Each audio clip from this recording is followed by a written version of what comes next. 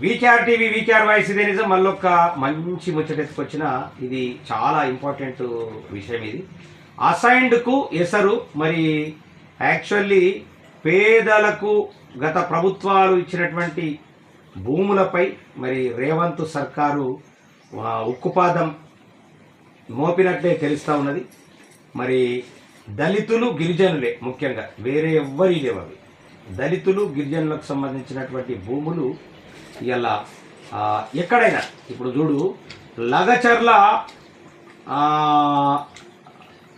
Industrial corridor ఏదైతే ఉందో అది 1500 ఎకరాలు కేవలం గిరిజన దళితుల భూములే అత్యధికంగా ఉన్నట్లు మనకు తెలుస్తూ ఉన్నది. అట్లనే తిమ్మాపూర్లో ఇండస్ట్రియల్ పార్క్ కోసం, ఇండస్ట్రియల్ పార్క్ ఎక్కడైతే తిమ్మాపూర్లో పెట్టాలనుకున్నదో ప్రభుత్వం, మరి 567 ఎకరాలు ఇందులో కూడా మొత్తం దళితుల భూములే ఉన్నట్లు మనకు స్పష్టంగా తెలుస్తూ ఉన్నది. అట్లనే మంచిర్యాలలో పారిశ్రామిక వాడ అనేటటువంటిది ఏదైతే 276 ఎకరాలలో పెట్టనున్నటువంటి ఏదైతే ఉన్నదో దానికి ఇందులో కూడా దళితుల భూములే ఎక్కువగా ఉన్నట్లు మనకు మరి స్పష్టంగా తెలుస్తూ ఉంది. అట్లనే మరి సిద్దిపేట జిల్లాలోని 124 ఇండస్ట్రియల్ పార్క్స్, మరి 124 ఎకరాలు సిద్దిపేటలో ఇండస్ట్రియల్ పార్క్ ఏదైతే ఉందో 124 ఎకరాలు మరి ఉస్నాబాద్ అక్కన్నపేటలో రైతుల నుంచి భూముల సేకరణ అనేటటువంటిది కూడా మొత్తం దళితులదే ఉన్నట్లు తెలుస్తూ ఉన్నది. భీమారం మండలం సూరమ్మ చెరువు కుడి కాలువ పరిమేలలో సిమెంట్ కంపెనీకి సేకరించే వాటిలో కూడా అసైన్ భూములే ఉన్నట్లు కూడా తెలుస్తూ ఉన్నది. మరి దారుణం ఇది. ఎందుకంటే బడుగు జీవుల భూములే లక్ష్యంగా ప్రాజెక్టులు పెడుతున్నట్లు మనకు తెలుస్తూ ఉన్నది.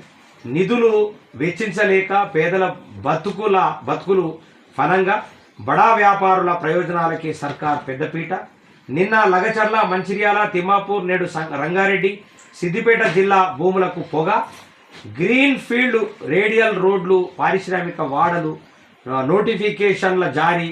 పేదల భూములే ఎక్కువ, పెద్దల భూముల జోలికి వెళ్ళని కాంగ్రెస్ ప్రభుత్వం. మరి నేనేమంటానంటే, అటు హరీష్ రావు ఉన్నాయి, కేటీఆర్ ఉన్నాయి, సంతోష్ రావు ఉన్నాయి, కవిత ఉన్నాయి, కేసీఆర్ ఉన్నాయి, 100 ఎకరాలు ఉన్నాయి. మరి వాటి మీద దృష్టి లేకుండా దళిత పేద జనాల యొక్క భూముల మీద మరి ప్రభుత్వం ఎందుకు పడతా ఉన్నది? మరి నిరుపేదల జీవనోపాధి కోసం మరి ప్రభుత్వాలు ఇచ్చినటువంటి, గతంలో ఇచ్చినటువంటి ఆ అసైన్ భూములపై కాంగ్రెస్ సర్కార్ ఎందుకు కన్నేసింది? మరి స్పష్టంగా చెప్పాలా? మరి ఏడాది పాలనలో ప్రాజెక్టుల పేరుతో ఇచ్చినటువంటి భూసేకరణ నోటిఫికేషన్లను పరిశీలిస్తే మొత్తం దళిత గిరిజన భూములే ఎక్కువగా ఉన్నట్లు మనకు స్పష్టంగా తెలుస్తూ ఉన్నది. దేశవ్యాప్తంగా సంచలనం సృష్టించే ఈ మరి సీఎం రేవంత్ రెడ్డి సొంత నియోజకవర్గం లగచర్ల, దుద్యాలతో పాటు రంగారెడ్డి జిల్లా తిమ్మాపూర్ పారిశ్రామిక వాడ, రంగారెడ్డి జిల్లాలో వేస్తున్నటువంటి గ్రీన్ ఫీల్డ్ హైవే, ఇలా రోడ్లు, పరిశ్రమల పేరుతో ప్రభుత్వం ఎక్కడ భూసేకరణ చేపడుతున్నా ఎక్కువగా అసైన్ భూములు, అది పేదోళ్ళ భూములే ఉన్నట్లు, పేదల భూములనే లక్ష్యంగా చేసుకొని చేస్తున్నట్లు, మరి పట్టా భూములకు నష్టపరిహారం ఇచ్చేందుకు డబ్బు వెచ్చించలేక అసైన్డ్ పట్టాదారులంతా పేదలే కావడంతో వారి నుంచి నయానో భయానో భూములను గుంజుకోవడంతో సులభంగా ఉన్నట్లు వాళ్ళు వ్యవహరిస్తున్నటువంటి తీరు ఉన్నది.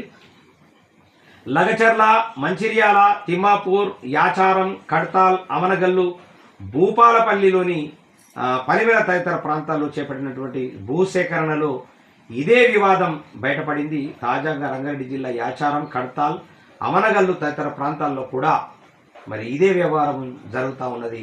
మరి పేదల భూముల్ని గుంజుకుంటున్నటువంటి మరి పరిస్థితులు ఇలా దాపురించింది. మరి పేద ప్రజలంతా భూపారటం చేయవలసినటువంటి పరిస్థితి ఏర్పడతా ఉన్నది. మరి ఇలాంటి దరిద్రమైనటువంటి పరిస్థితుల నుంచి మరి ప్రభుత్వం ఆలోచించాలా? పేదవాళ్ళ భూములు అట్లే ఉంచాలా, లేకుంటే మన పేదవాళ్లకు ఎక్కడైనా భూములు కేటాయించాల్సినటువంటి అవసరం ఉన్నదని మరి వీకేఆర్ టీవీ కోరుతా ఉన్నది.